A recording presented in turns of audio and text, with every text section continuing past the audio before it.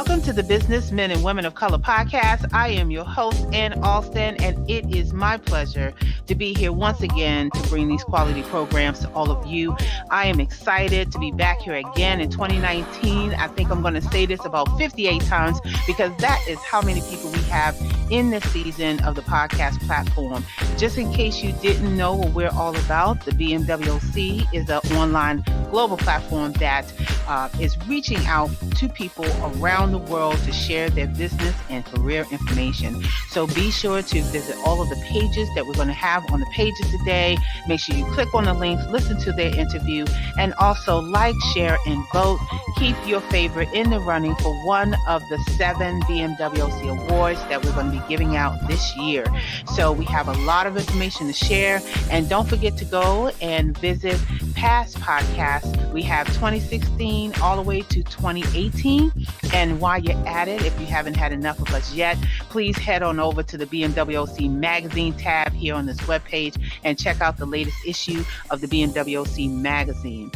Now, we have another amazing professional here. She's an entrepreneur working in the hair industry, and we're going to be talking to her today. But before we get into our interview with her, we would like to first thank our corporate sponsors to support our program here. They are My Financial Home, Evangelism Radio, J&F Enterprises, Sears Consulting, Autism Families Rock, Awakening to Love, Eli Natoli, Kimberly McLemore, True Synergy, and Platinum Financial Services, along with all of our participants that is here to make this season a huge, huge success. So today we have another young lady on here who's an aspiring entrepreneur. Her name is Christina Glasper, and she is the owner of Glasper Hair Creations. She's a licensed cosmetologist from Illinois, and her absolute passion is always centered around the beauty industry, where she enjoys creating and mixing up things with hair since she was a kid. Later in life, her journey decided to take up the field of cosmetology because she was very inspired by other people who had long, healthy hair. And so I want you to continue reading her bio while we get into the interview, because this is definitely going to be excited to have a cosmetologist. So welcome to the podcast. How you doing, girlfriend? I'm great. How are you?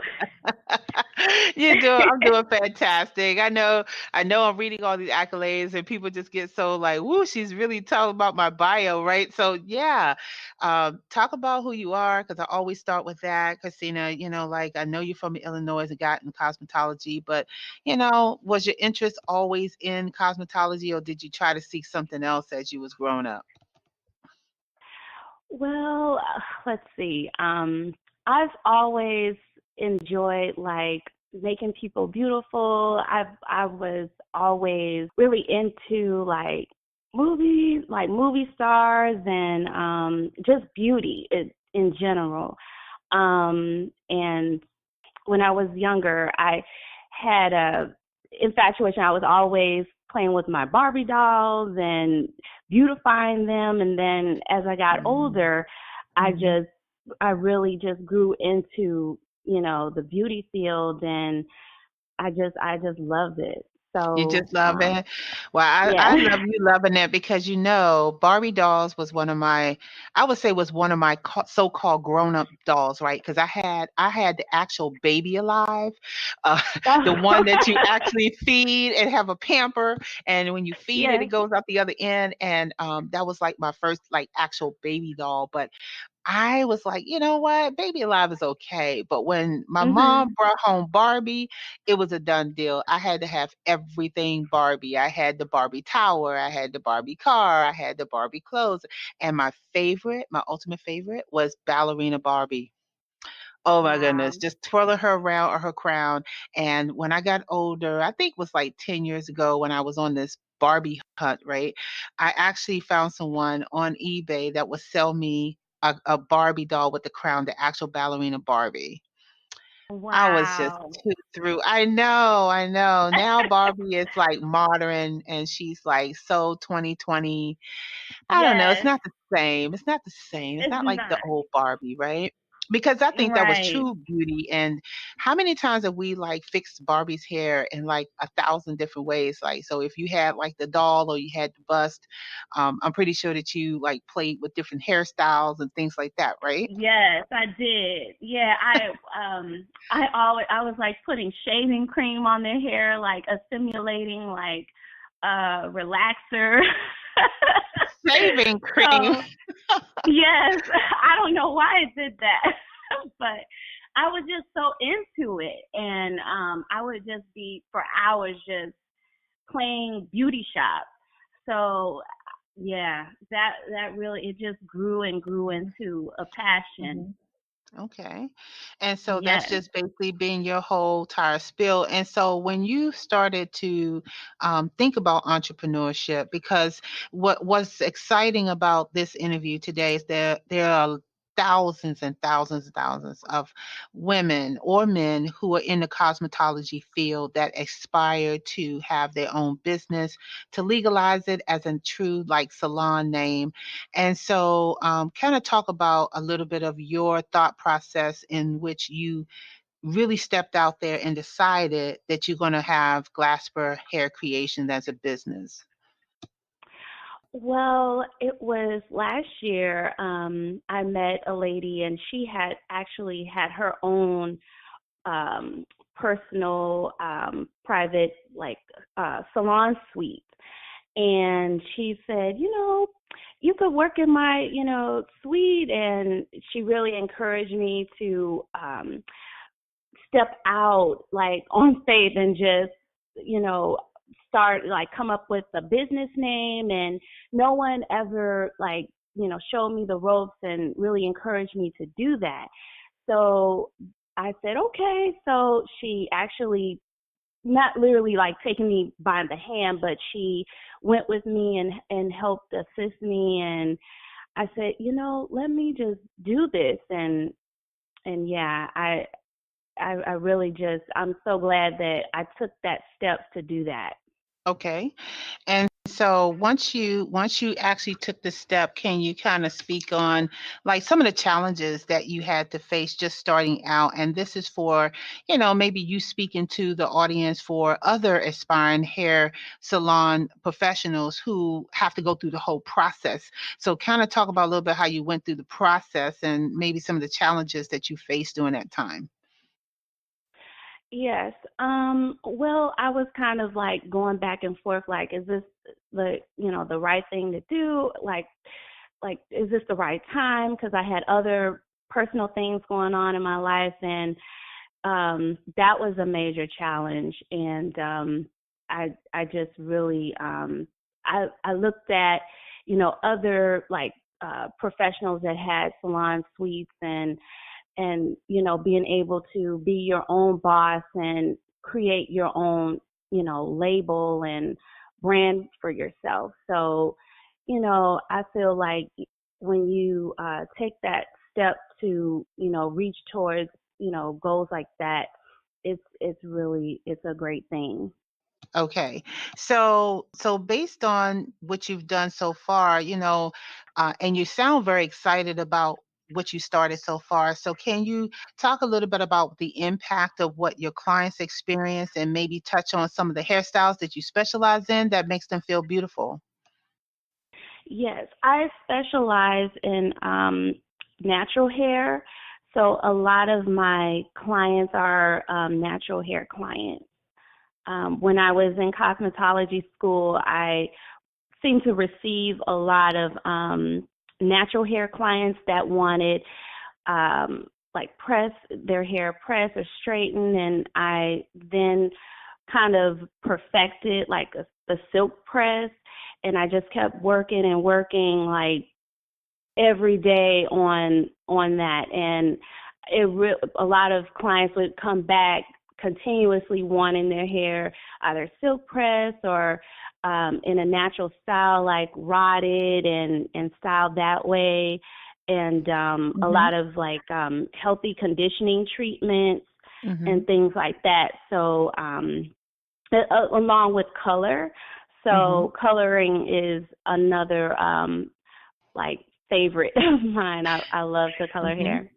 So what's been like the favorite colors that people mostly request?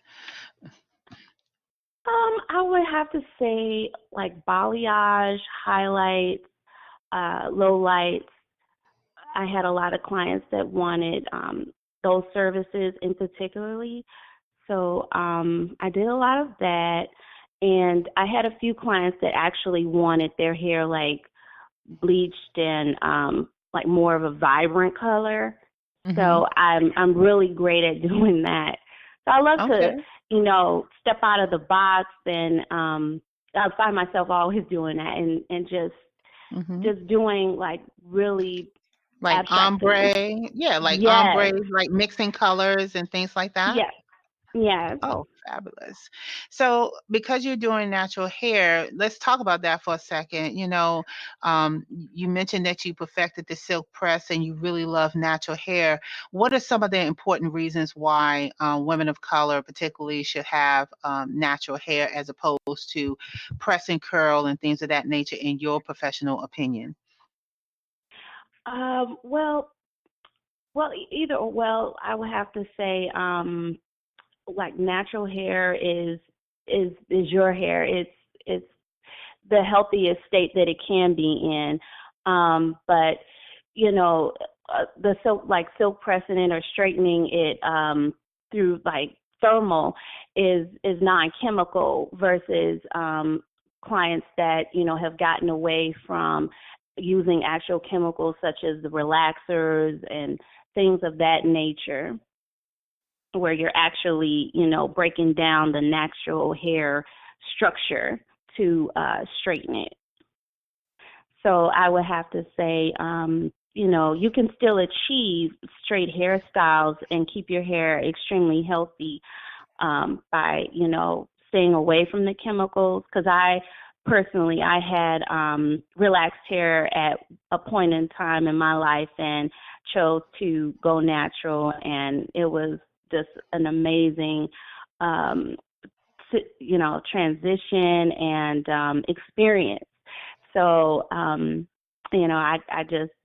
I really recommend, keeping it natural, but to each his own. Some people still prefer, um, you know, chemicals, but if you take really good care of your hair, then it can still be healthy. Okay. So, what are some of the ways that women and men, what Right. are some of I would say maybe like the top three things that people can do to maintain their hair while you do their hair, they go home for 2 weeks and they do whatever it is they do and they come back, right? So, in between that time, what can they do to keep it hydrated, keep their hair in really good condition so that when they come back to you, they get in their follow-up? Because that has always been like the pain point for me, is that I would Mhm. go and I would get my hair done and it will be looking fabulous, but then I wouldn't know how to maintain my hair in between coming to the shop. So can you speak a little bit about Mhm. that? Yes, I would have to say it's all in like the products that you use and wrapping it up at night. I really highly stress, the wrapping of your hair at nighttime, especially women or men too, but women, we're all about our hair, but you have to, it's really important to moisturize and seal your ends of your hair because that is the oldest part of your hair.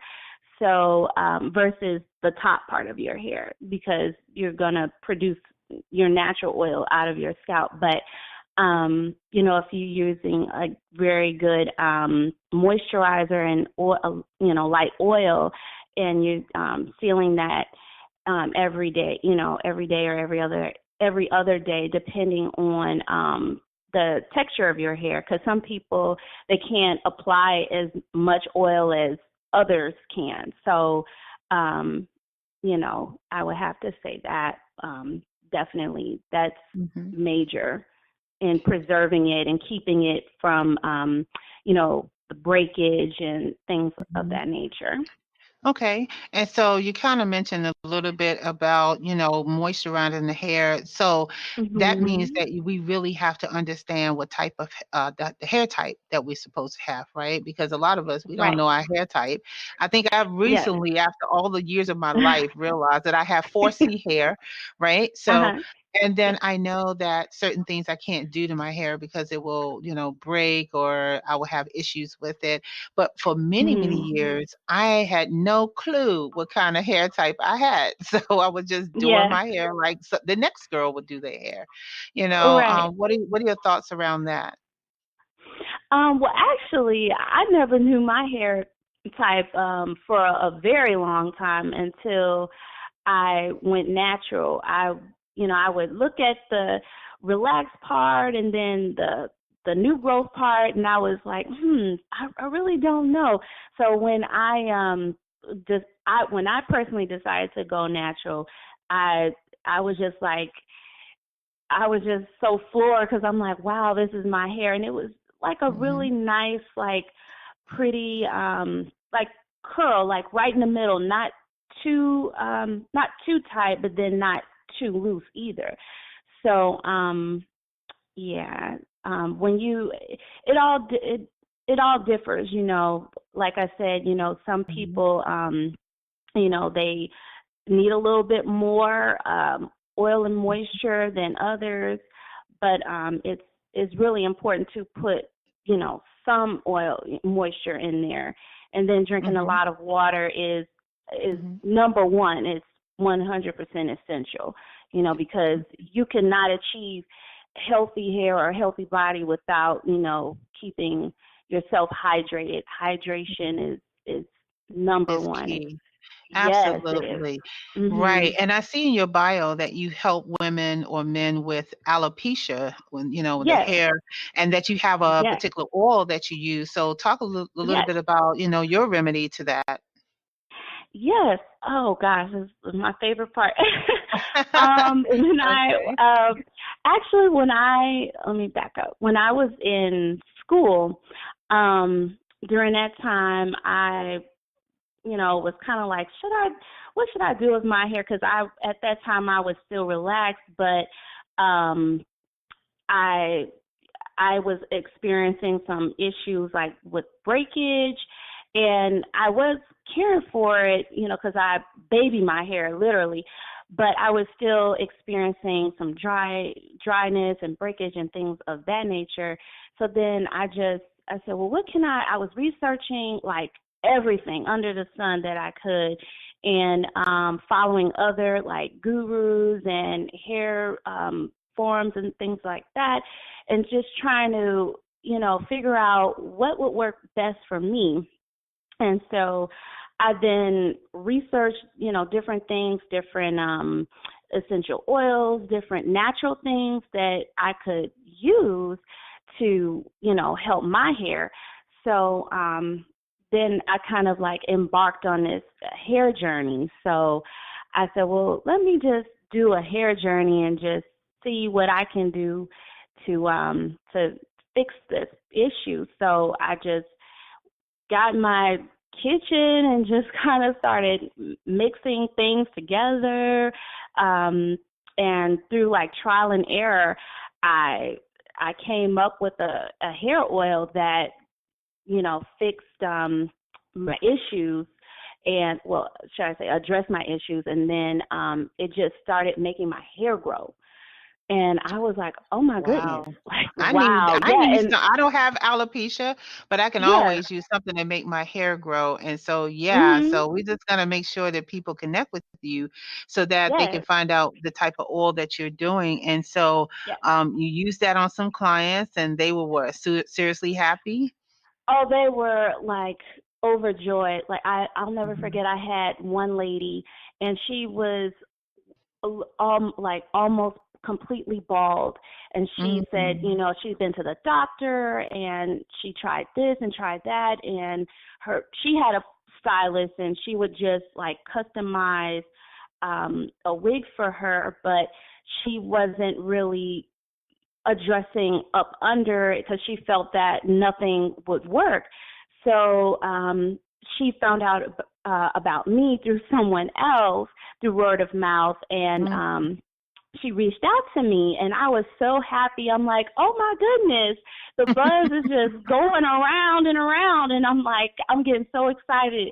And we were on the phone for a very long time, and she, told me about her issues with her hair, and that she had a situation where all her, she was really bald in a lot of spots, and the doctor said that it wouldn't grow back. So she ordered some of my oil, and her next salon visit, the stylist was like, "What have you been using in your hair?" Because it was starting to sprout, like new hair was starting to come out of her scalp, where she thought that it would never grow back. So I was just like, I was holding my heart. I'm like, oh my goodness, Oh, like I can't believe this. that's Like I was so awesome. happy. Yes, I'm like I See, that's still what makes your yes. business exciting when you can help someone with their hair, because hair is a very sensitive thing. You wouldn't It think is. that it is, but it's very personal, very sensitive to Yes. people. We style it, we go out there, we show off, but then, for folks that have issues with their hair, it can definitely lead to a lack of self-esteem. It can lead to depression. It can Right. lead to so many things because of hair. And even though there are wigs out there, people, they just want Mhm. their own hair. They don't always want to wear, a wig or any other type of apparatus on top of their head. But I'm so happy Mhm. that you were able to come up with an oil that will fix some of those issues. And I'm pretty sure you use it Yes. on not just people with alopecia, but probably other folks, maybe thinning hair. Does it I work on thinning hair as well? yes, yes. I used it on quite a few of my clients, and they loved it. They loved it. Oh, So absolutely. I was so happy to just, spread this around, and I'm like I just wanted to go further and further, to help people. Yes. I Okay, put a lot of fabulous. love in it. Okay. All right. So Yes. I'm gonna play devil's advocate because see, I got you all excited, but we have to be Yeah. realistic on this podcast. So, Mhm. for those who are really seeking to become a cosmetologist, what are some of the pain points or major challenges in order to do what you're doing every day? And I know one of them is standing up all day. I know that that could be a pain point if you're doing hair, but what are some of the other ones that you find to be difficult just being a cosmetologist? Mhm. I would have to say disgruntled clients sometimes. A lot of times you'll get clients that are really upset, or just having a bad day, and they book an appointment, and they're upset, or they're not sure. They'll say, okay, I want this done to my hair today, or let's do this color, or let's do this cut. And they'll sit in the chair, and then they'll say, no, I don't think I want that. And it could be, they'll, sometimes it can go back and forth and really get extremely frustrated. And you have to have a lot of patience inside to deal with that, and have the right type of spirit as a person to have the patience to deal with that, because it's not about you, it's all about the client, and satisfying them and making sure that they're serviced, because at the end of the day, they're in your chair wanting a service, and it's your job to do your Mhm. absolute best to, make Mhm. sure that however they felt walking in your doors, that they feel totally different when they walk out. So, Absolutely. when you have that power naturally to achieve to do that, I mean, you've done your job like in so many ways. And some stylists I've seen, they really don't have that glow, Mhm. I'm not, bashing or anything like that, but No, it's no, we're really just saying. important, yeah, it's really important to have that characteristic, you know.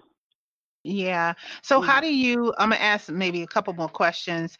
So how do you Sure. address, or what is the best way to address a client who wants a hairstyle, but honestly their hair texture is not accommodating to that style, or maybe they don't have the length, or maybe they have too much of the length, but it's still a texture that is not going to accommodate a certain style.